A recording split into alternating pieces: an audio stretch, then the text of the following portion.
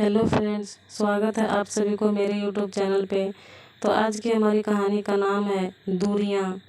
पति पत्नी में कभी न कभी लड़ाई हो ही जाती है। जब शादी नहीं होती है सब कुछ ठीक रहता है, लेकिन शादी के कुछ दिनों बाद दोनों में कुछ कहा सुनी होनी शुरू हो जाती है। ऐसा होते होते पता ही नहीं चलता कि कब बात इतनी बढ़ जाती है कि नौबत यहाँ तक आ जाती है कि दोनों एक दूसरे के साथ रहना भी पसंद नहीं करते और दोनों तलाक तक पहुँच जाते हैं। यह इसलिए होता है कि दोनों में कहीं ना कहीं कुछ डिफरेंस होते हैं जिन्हें दोनों में से कोई भी नहीं बदलना चाहते और एक दूसरे पर ब्लेम करते रहते हैं, एक दूसरे की गलतियों को ही गिनवाते रहते हैं। यदि देखा जाए तो जब भी शादी होती है, जब भी वे दोनों ऐसे ही होते हैं, और जब शादी को कई साल बीत जाते हैं तब भी वो ऐसे ही होते हैं। फिर दोनों में इतनी अनबन क्यों होती है जो उनके जीवन को तबाह तक भी कर देती है? इसको अगर समझा जाए तो सबसे बड़ी बात यह है कि जब शादी नहीं होती है तो दोनों एक दूसरे के द्वारा बिताए खुशी लम्हों को ज़्यादा सोचते हैं, इसलिए दोनों में एक नया रिश्ता सा बना रहता है। लेकिन जैसे ही शादी पुरानी होती जाती है दोनों के ऊपर कुछ अलग अलग जिम्मेदारियां आ जाती हैं जिनसे वे दोनों अपने जीवन के सुंदर पलों को भूल जाते हैं और फिर और ज़्यादा दूरियां आ जाती है। इसलिए आपके भी अपने जीवन साथी के साथ बहुत सी यादें होगी जो आपके जीवन की शायद सबसे सुंदर यादें हो। आप उनको याद करिए, फिर देखना आपके रिश्ते में कैसे एक नई ताजगी आती है। इसी बात को समझने के लिए प्रस्तुत है एक छोटी सी कहानी है जिसको पढ़कर आप जरूर सोचने पर मजबूर होंगे।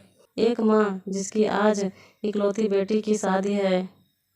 माँ बेटी को वेडिंग गिफ्ट के तौर पर एक बैंक अकाउंट की पासबुक देती है तो बेटी अपनी माँ से पूछती है कि ये क्या है। माँ कहती है कि ये मेरी तरफ से एक छोटा सा वेडिंग तोहफा है। ये बैंक अकाउंट की पासबुक है, यह तुम्हारे जीवन के खुशी के लम्हों को संजोए रखेगी। आगे जब भी तुम दोनों की ज़िंदगी में कोई खुशी का मौका आए तो अपनी तरफ से इसमें कुछ पैसे डिपॉजिट करना।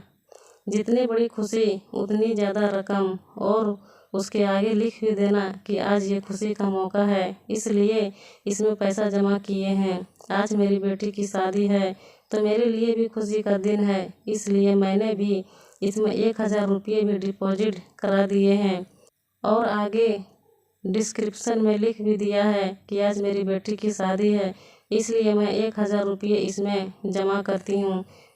बेटी को अपनी माँ का दिया गिफ्ट बहुत प्यारा लगा।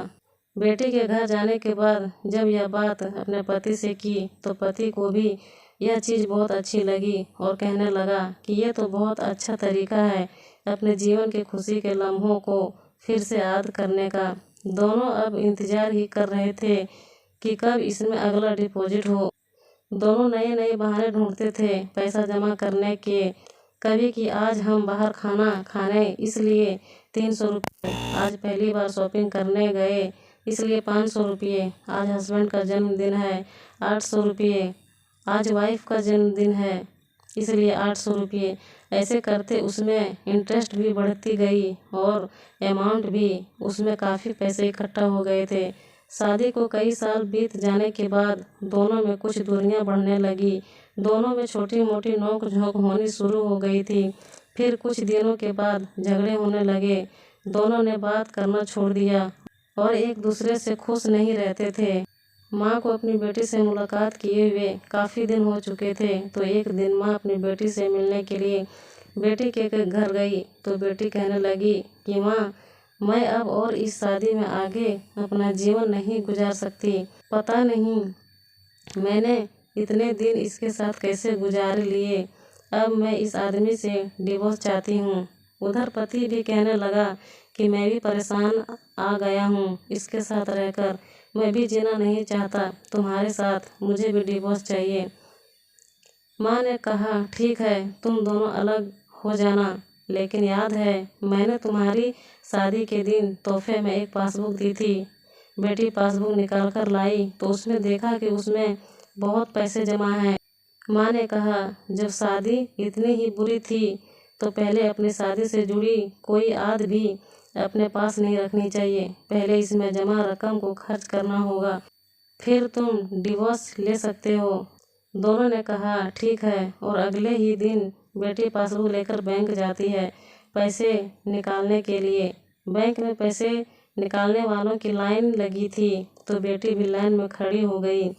अब खड़े हुए काफ़ी देर हो गई थी। बेटी ने खड़े खड़े ही पासबुक खोली और देखने लगी कि इसमें कब का पैसे जमा किए थे। बेटी देखते ही देखते उसे पता ही नहीं चला कि कब उसकी आंखें भर आई अपने बीते लम्हों को याद करके, जो उसने उसी पति के साथ बिताए थे जिससे वो आज डिवोर्स देने चली थी। बेटी बिना पैसे निकाले वापस घर आ गई और अपने पति से कहने लगी कि ये मुझसे नहीं हो पाएगा, ऐसा करो तुम ही जाकर इसमें जमा सारा पैसा खर्च कर दो। पति ने कहा ठीक है, और पति बैंक गया, लाइन में खड़ा हो गया। उसकी नज़र भी पासबुक पर पड़ी और उन सारी खुशी के लम्हों पर पड़ी जो उसने अपनी उसी पत्नी के साथ बिताए थे जिसे वो आज तलाक देना चाहता है। अपने जीवन के सबसे हसीन लम्हों को याद करके पति की भी आंखें भर आई और वे भी लाइन से निकल गया। पति घर आया और पासबुक अपनी पत्नी के हाथ में दी, तो पत्नी पासबुक में देखती है कि उसमें आज ही के दिन 5,000 रुपये जमा हुए हैं और उसके आगे लिखा है कि आज खुशी का दिन है कि मुझे एहसास हो चुका है कि वो उसे छोड़ना जा रहा था जिससे वो सबसे ज़्यादा प्यार करता है। मैंने फैसला कर लिया है कि अब बाकी की सारी ज़िंदगी उसी के साथ बिताना चाहता हूँ। यह देखकर दोनों की आंखें भर आई और गले लगकर खूब रोए और प्रॉमिस किया कि अब वो कभी नहीं लड़ेंगे। यह कहानी उन सभी के लिए है जिनके रिश्तों के बीच में दूरियां आ गई है। वो पहले आपस में बहुत प्यार करते थे, लेकिन अब वो एक दूसरे के साथ रहना पसंद नहीं करते। अगर आपके रिश्ते में भी थोड़ी बहुत दरारें आ गई है, तो उन दरारों को भरने के लिए उन खुशी के लम्हों को याद करिए जो आपने एक दूसरे के साथ बिताए हैं। ये खुशी के पल आप दोनों में नई फीलिंग भर देंगे और आप दोनों के रिश्ते में नई जान आ जाएगी। इसलिए किसी भी रिश्ते को मजबूत बनाने के लिए अच्छे लम्हों को याद करना चाहिए, बुरे लम्हों को नहीं। आपको ये पति पत्नी के सच्चे प्यार की कहानी कैसी लगी, कमेंट्स करके बताइए। यदि कहानी अच्छी लगी तो इसे शेयर करें।